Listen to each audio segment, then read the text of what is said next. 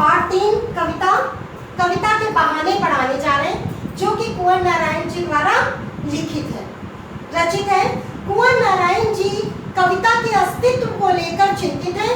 वो इस कविता के माध्यम से, कविता के बहाने पाठ के माध्यम से कविता की यात्रा को अपनी अभिव्यक्ति में, अपनी कविता में बताना चाहते हैं। और कविता एक यात्रा है जो चिड़िया और फूल से होती हुई बच्चे तक पहुंचती है। एक और प्रकृति की तरफ कदम बढ़ाता बच्चा और दूसरी ओर कविता प्रकृति की ओर कदम बढ़ाता बच्चा जिसके सपने असीमित हैं। और एक और है प्रकृति जिसमें चिड़िया और फूल के उपमान हैं। लेकिन कविता को कवि ने अपने सर्वश्रेष्ठ स्थान देते हुए अन्य प्राकृतिक उपमानों को गौड़ बताते हुए अपनी कविता की श्रेष्ठता को सिद्ध किया है। कवि लेखन के कर्तव्य को श्रेष्ठ बताया है, जबकि कविता बाद में चलते चलते इस यात्रा में फूल और चिड़िया का सफर तय करते करते बच्चों के समान आ जाती है। जिस प्रकार बच्चे किसी तरह का कोई भेदभाव नहीं करते, उसी प्रकार कविता भी किसी तरह का कोई भेदभाव नहीं करती। तो कविता और बच्चे समान हो जाते हैं। इस कविता को मैं इस तरह से समझाना चाहती हूँ कि कविता एक खेल है चिड़िया के बहाने। कविता एक खेल है, कविता के पंख लगा उड़ने के माने भला चिड़िया क्या जाने। इस तरह की कविता, इस तरह की पंक्तियां देकर के कवि कविता की श्रेष्ठता को सिद्ध करना चाहता है। कविता की यात्रा चिड़िया से शुरू होती है, लेकिन चिड़िया की उड़ने की जो सीमा है, यानी चिड़िया कितनी दूर तक उड़ सकती है। चिड़िया बहुत दूर तक नहीं उड़ सकती, उसकी समय सीमा निश्चित है, उसका स्थान निश्चित है। वो उतने अधिक दूर तक नहीं पहुंच सकती जितना कविता का प्रचार प्रसार होता है, कविता अपनी प्रसिद्धि को प्राप्त करती है। तो प्रस्तुत कविता कविता के अस्तित्व को श्रेष्ठ बताने के लिए लिखी गई है। कवि अपनी कविता में कविता को श्रेष्ठ बताना चाहता है, जबकि प्रकृति के उपमान अन्य आप देखते होंगे कि अन्य कविताओं में प्रकृति के उपमान से दूसरी चीजों की तुलना करके प्रकृति के उपमानों को श्रेष्ठ बताया जाता है। लेकिन इस कविता में कविता को श्रेष्ठ बताते हुए चिड़िया की उड़ान को सीमित बताया गया है। जैसे एक लाइन है, कविता के पंख लगा उड़ने के माने भला चिड़िया क्या जाने। यहाँ पर रूपक अलंकार है। रूपक अलंकार के माध्यम से कवि ये बताना चाहता है कि कविता के पंख लगा उड़ने के माने चिड़िया क्या जाने, अर्थात चिड़िया अपने पंख फैलाकर इतनी अधिक ऊंचाई तक, इतनी देर तक नहीं उड़ सकती जितनी दूर तक कविता जाती है। कविता की प्रसिद्धि अधिक ऊंचाइयों को छूती है। कविता कालजयी है।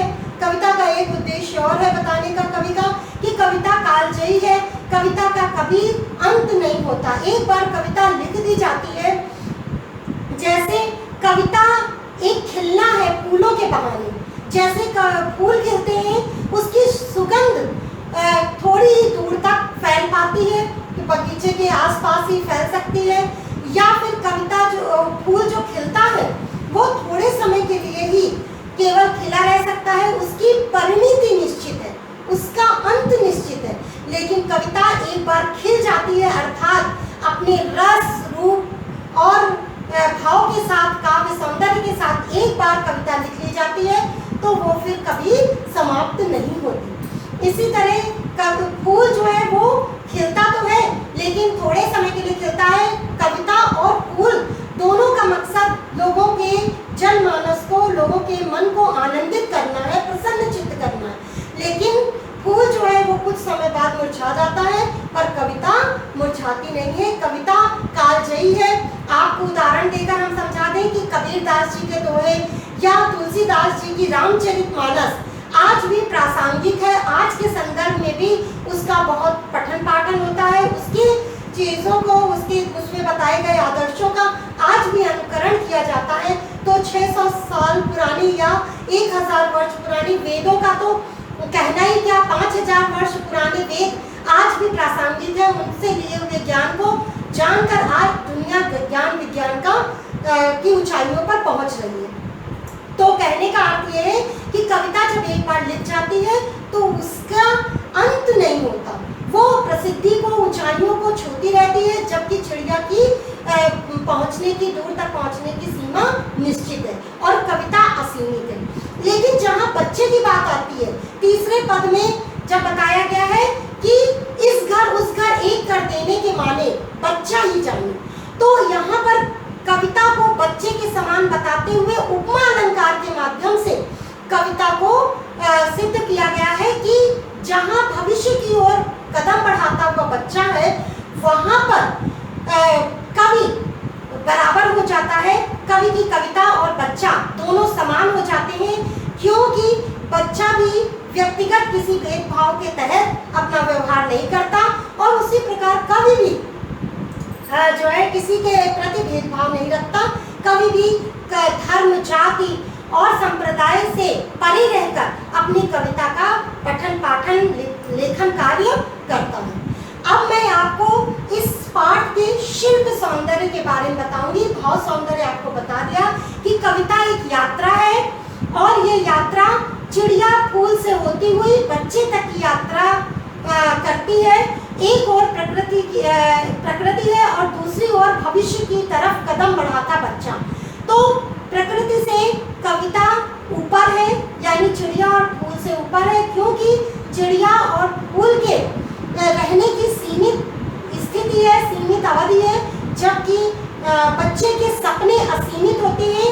वो भूत, भविष्य और वर्तमान की जहाँ सृजनात्मक क्षमता होती है, जहाँ रचनात्मक ऊर्जा होती है, जहाँ सृजन करने की योग्यता होती है, श्रेष्ठता होती है, वहाँ पर सारी सीमाओं के बंधन टूट जाते हैं। तो जब भविष्य की ओर कदम बढ़ाता बच्चा, जिस तरह कविता भविष्य की ओर कदम बढ़ाती है, कविता तो किसी भी सूक्ष्म से सूक्ष्म चीज़ों पर लिखी जा सकती है।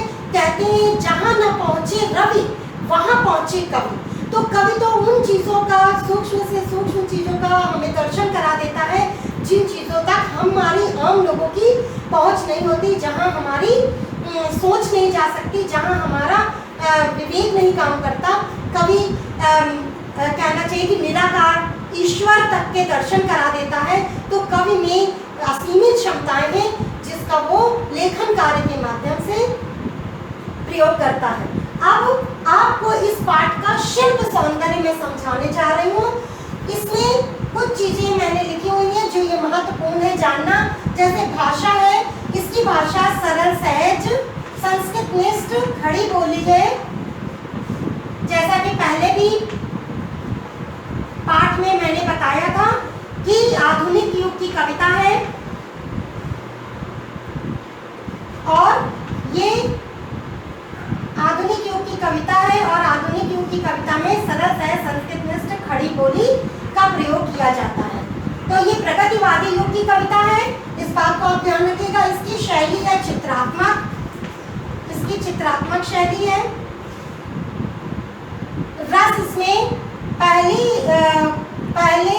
उसमें शांत रस है पहले और दूसरे में, पहले पद और दूसरे पद में शांत रस है और तीसरे पद में वात्सल्य रस है।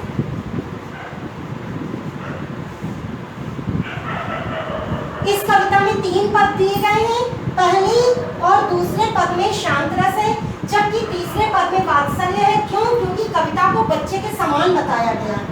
इस कविता का गुण पहले शांत है, तो मैंने आपको कहा था कि मैं 3 गुणों के बारे में बताऊंगी कि ये कविता में कैसे पाए जाते हैं। प्रसाद गुण है शांत की वजह से, और यहाँ पर अगर वात्सल्य तो अंतिम पद आता है आपको लिखने के लिए, तो आप वात्सल्य के साथ माधुर्य गुण लिखेंगे।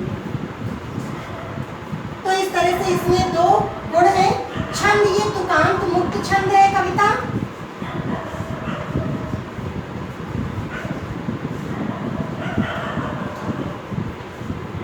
और शब्द शक्ति इसमें लक्षणा प्रयोग की गई है। लक्षणा शब्द शक्ति का प्रयोग किया गया है क्योंकि इसमें प्रतीक अर्थ, अभिधा और लक्षणा दोनों ही है।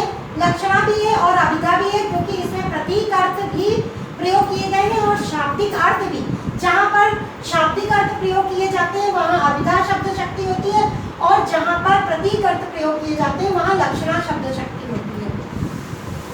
अब आपको शब्दावली लिख के बता दूं मैं। शब्दावली इसकी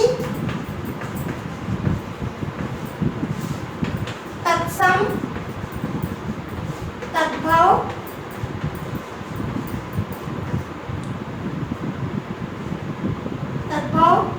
देशज है,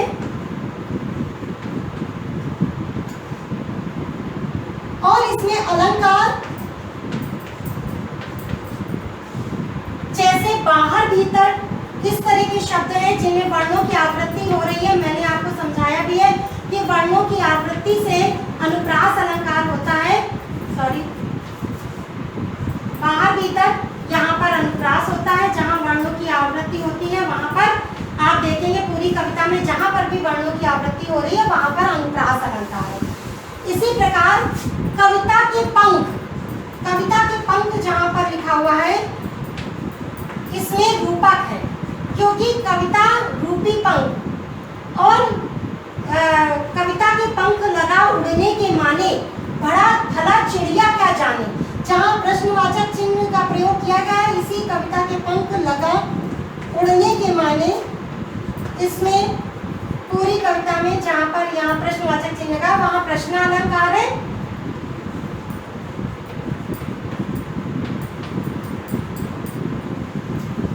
और कविता के पंख लगा में रूपक के साथ मानवीकरण भी है।